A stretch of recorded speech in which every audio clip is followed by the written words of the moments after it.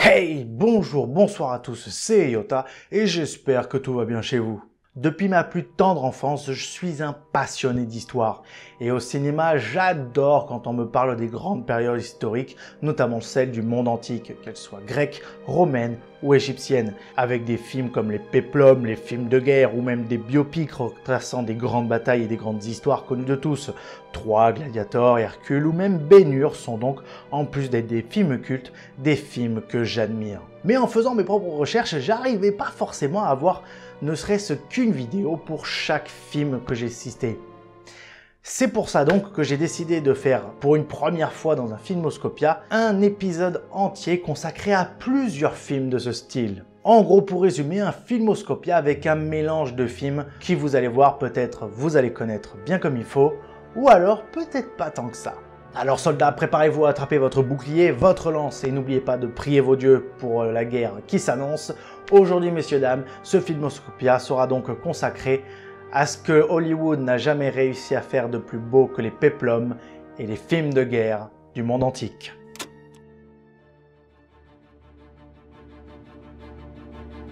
Pour 300, vous n'imaginez pas le boulot qu'il y a eu pour les costumes.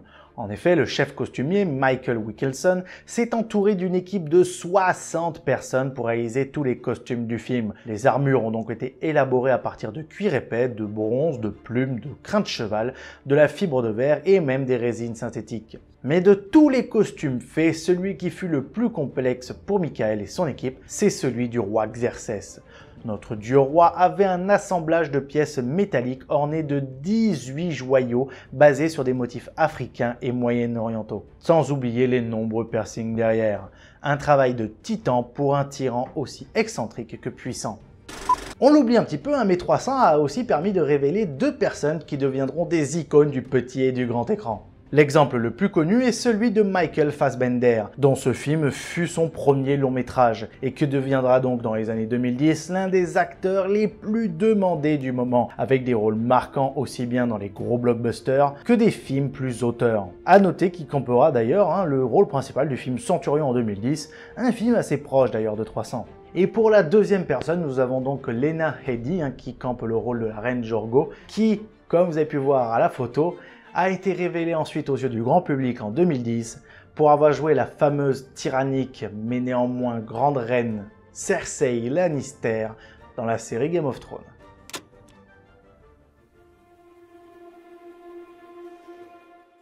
Dans Ben-Hur, sorti en 1959, qui pour rappel n'est autre que le péplum le plus connu de tous les temps, la course de chars est l'une des scènes les plus importantes du film.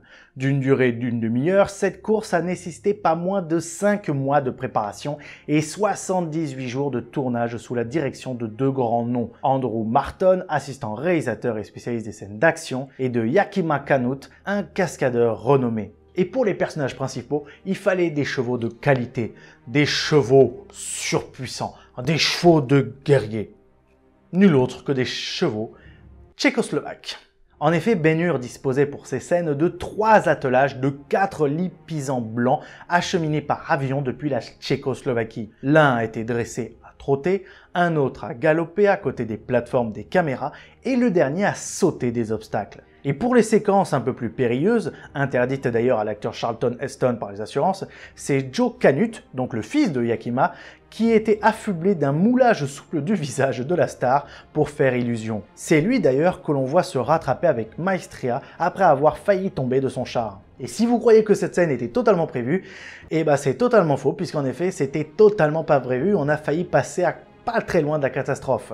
Mais vu qu'il n'y a eu aucun blessé et que la scène était très puissante, ils ont décidé de la garder dans le montage final. En parlant de course de chars, parlons du stade.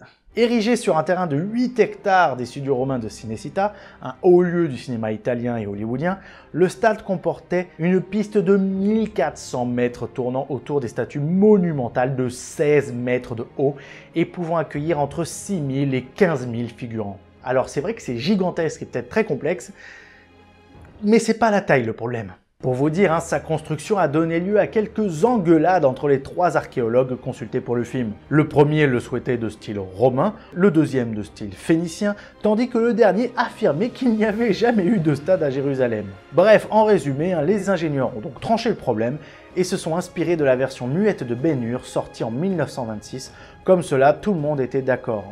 Mais l'autre problème lié à ce stade n'était autre que la dangerosité de la scène. Elle était à ce point létale que 2 médecins et 2 infirmières se tenaient en permanence prêts à intervenir dans le poste de secours aménagé près du plateau et disposant de 20 lits. Et c'était une chouette idée, hein, car 9 conducteurs d'attelage furent sérieusement blessés et ont pu être pris rapidement en soins. Mais malheureusement, de l'autre côté, mes amis défenseurs des animaux, fermez vraiment vos oreilles, hein, clapez-les, hein, parce que cette partie-là va vous faire souffrir, puisqu'en effet, malheureusement, durant le tournage de Ben-Hur, c'est pas loin de 100 animaux qui sont décédés pour ce film. Un génocide qui est très triste, mais qui, j'espère depuis, ne se reproduira plus jamais.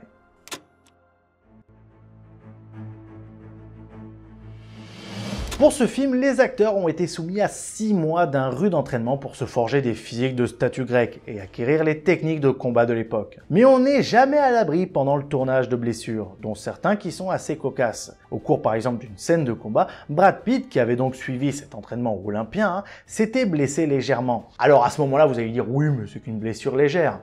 Oui, mais la blessure, l'endroit de la blessure, tenez-vous bien, est assez cocasse, puisqu'en effet, il s'est blessé à son talon. Un comble, hein, pour l'interprète du légendaire guerrier antique qui n'avait qu'une seule faiblesse, cette zone du pied. Parce qu'il ne voulait pas être doublé pour tourner leur duel épique, Brad et donc Eric Bana, l'acteur d'Hector, ont passé entre eux une sorte de pacte qu'on appelle dans le jargon de nos amis les roast-beef un gentleman agreement, qui les engageait à payer une amende à chaque bavure durant leur scène de combat. Par exemple, c'était 50 $ pour les petits hématomes et 100 $ pour les gros bleus. Et au total, je trouve de mon point de vue que ça ressemble parfaitement à leur personnage. Par exemple, le maladroit Brad Pitt a dû verser 750 $ à son partenaire qui, lui, a été plus que clean avec 0 centime de son côté.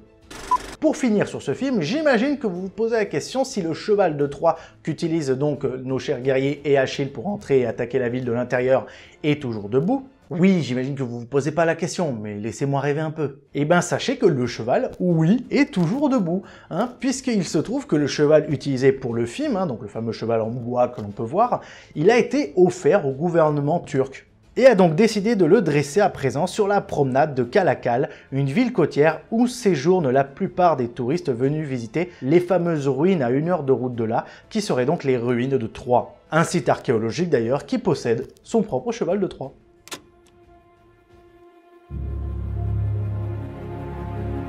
Dans les films que j'ai listés, j'adore quand ils arrivent à faire des références historiques plus minutieuses que, voilà, ça je vous présente, hein, lui c'est Achille, voilà. Non, j'aime plutôt les détails encore plus subtils, et autant vous dire que ce film, il y en a un que je trouve vraiment stylé. Si on prend le bouclier blanc qui est illuminé Komodo pendant le combat contre Maximus à la fin du film, eh ben sachez que c'est une reproduction exacte du fameux bouclier d'Auguste, le premier empereur de Rome, qu'on peut voir d'ailleurs sur une des sculptures les plus connues le représentant.